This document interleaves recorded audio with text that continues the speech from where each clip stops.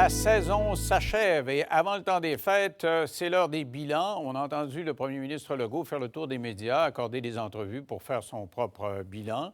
Le premier ministre Trudeau a fait le sien aussi. Et on a fait un sondage léger qui montre que les électeurs, eux, sont relativement satisfaits de leur gouvernement.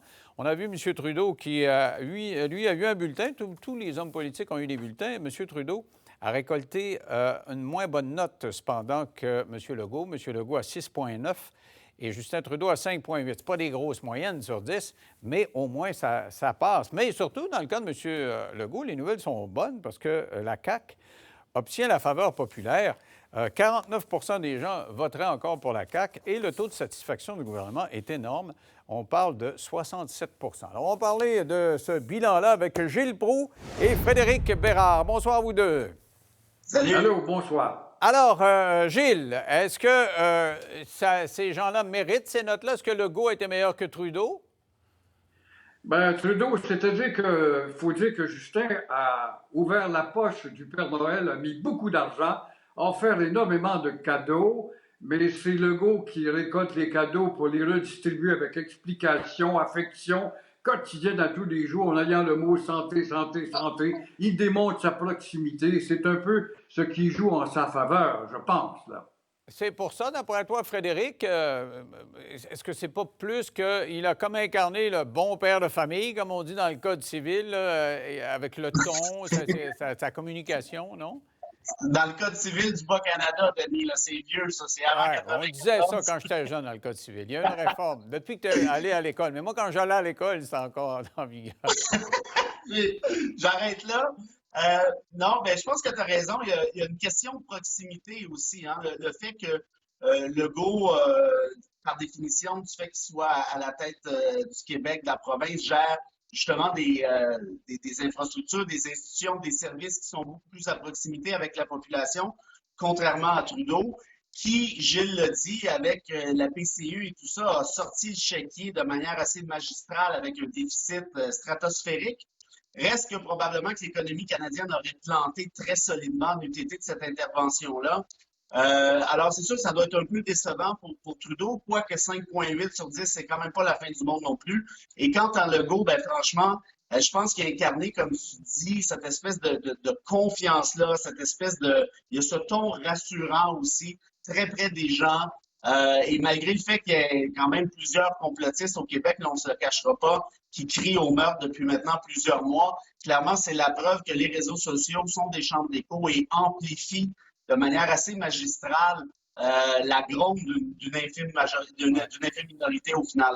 La preuve de ce que tu dis sur le taux de satisfaction, on y va par différents thèmes. L'imposition du port du masque dans des endroits publics récolte 85 de l'appui populaire. Quand tu dis que les complotistes, on avait l'impression que le Québec était contre les masques. 85 des gens sont derrière Legault là-dessus. Cependant, quant à ceux qui ne respectent pas ces dispositions-là, c'est pas mal moins fort. Les mesures de contrôle à l'encontre des personnes refusant de se soumettre aux règles sanitaires, 53 Donc, les gens, je pense, Gilles, auraient aimé ça qu'on serre la vis plus envers ceux qui ne respectent pas les règles. Ben oui, puis probablement que ça va venir, surtout quand on voit une nouvelle aussi récente qu'une patiente en très bonne santé en Alaska, dans l'État américain, qui a eu des conséquences suite au vaccin. Il y a 2 ou 3 cas dans l'Ouest canadien.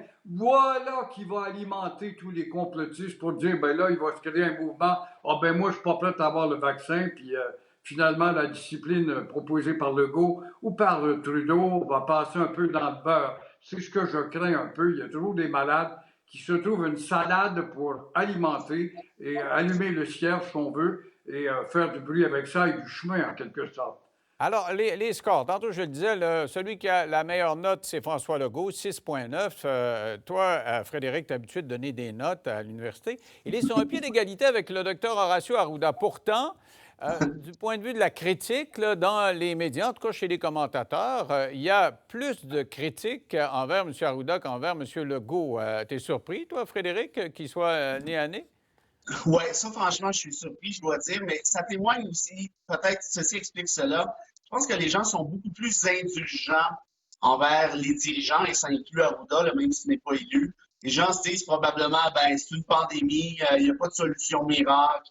Qu'est-ce que tu veux, c'est comme ça.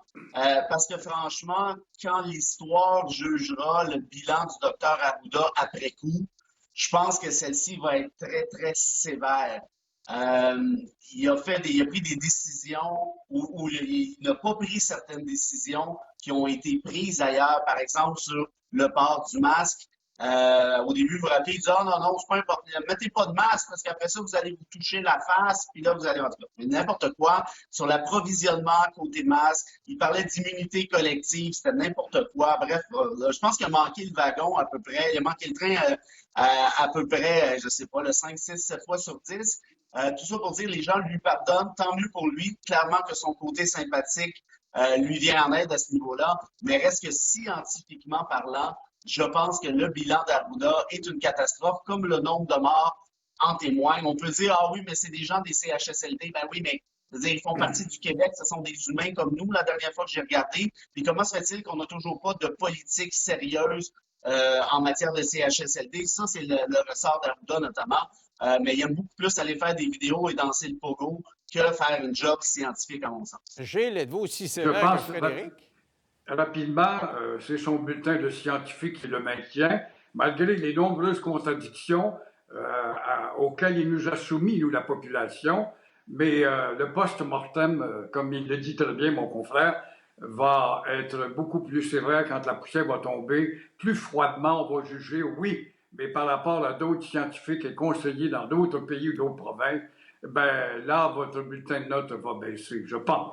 OK, on a parlé de M. Legault tantôt. Vous avez dit que, bon, ben, dans le fond, c'est parce qu'il a bien géré ça. Gilles, Frédéric, tu disais, bon, ben, c'est plus facile de donner des bonbons que. Mais les bonbons, c'est quand même M. Trudeau qui les annonçait. Et il se retrouve un point derrière. Gilles, comment vous évaluez la performance de M. Trudeau? Ben, j'ai trouvé, il a accordé une très belle entrevue à Pierre Bruno et j'ai découvert Trudeau avec une approche, est-il sincère?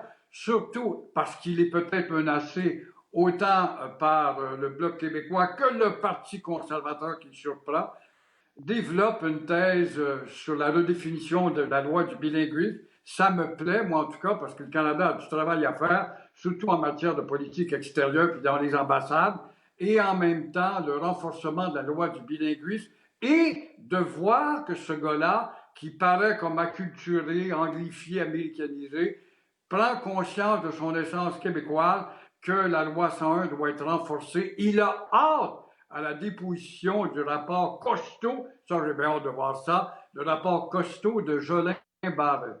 Mais Jolin Barrette ne reçoit pas d'appui dans son entourage. Est-ce que c'est dû à un mot d'ordre? Je ne sais pas. Est-ce qu'on suit vraiment les ordres à ce point-là quand Legault décide que la récréation est terminée? Si c'est le cas, on est drôlement obéissant au sein de ce parti-là, sauf dans Rivière-du-Loup hier, comme on l'a pu le voir. OK. Alors, oui, là, c'était autre chose. Frédéric, rapidement, comment tu l'évalues, M. Trudeau? Ben, écoute, je pense que, comme je l'ai dit tout à l'heure, c'est sûr qu'il a investi beaucoup. Il a donné des chèques à Mais compte tenu de ça, c'est pas surprenant qu'il ne soit pas plus populaire que ça, parce qu'à tous les matins, là, c'était 200 millions. Le lendemain matin, 450. Le surlendemain, 1 milliard, 2 milliards. Et là, ça montait. Coudonc, ça va-tu arrêter à un moment donné? Et on a parlé d'un déficit de 500 milliards. Alors, comment se fait que c'est pas plus haut que ça? Ben, en même temps, je pense que ça démontre les limites dans le sens où tu peux pas acheter tout le monde. Là. Je dis pas que c'est nécessairement ce qu'il a voulu faire, mais ça démontre quand même les limites du fric. Et l'autre chose, c'est que là, on a un jeu de comparaison. Hein. On compare Trudeau avec Legault, donc 5,8 versus 6,9, si je me souviens. Mais justement, est-ce que le jeu des comparaisons est nécessairement solide, crédible, dans l'optique où Legault est déjà à la base franchement plus populaire et aimé de manière générale au Québec que l'est Trudeau. Ouais. Et donc, en partant de là, tu parles, oui, mais comment gère-t-il la pandémie? T'en penses quoi à ce niveau-là? Si tu haïs Trudeau, tu le détestes, puis il y en a plusieurs qui le détestent au Québec. C'est pas vrai! Gilles vient de vanter ses mérites. Puis jusqu'à maintenant, moi, je suis surpris, je suis presque tombé de ma chaise. Quand tu lis dans le Journal de Montréal, Gilles Trudeau pour cogner sur Trudeau, puis là, nous dit, il était bon avec Pierre Bruno. C'est quoi, c'est Gilles qui dit ça? Dis-moi pas que ceux qui l'haïssent plus. Admettez que c'est tout récent. De voir oui, c'est tout récent, oui.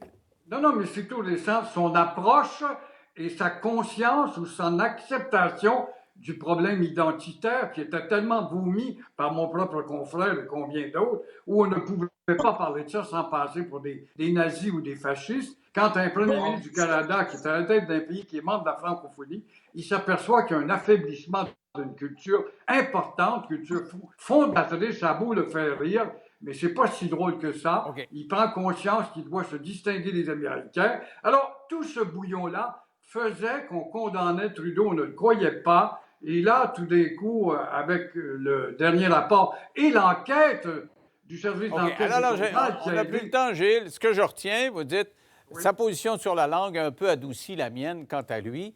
Et c'est parfait. Jamais trop de temps pour bien comprendre. Juste avant les fêtes, bravo, vaut mieux être serein de la sorte. Merci à vous deux. Je vous en souhaite de très belles et puis on se retrouve au mois de janvier.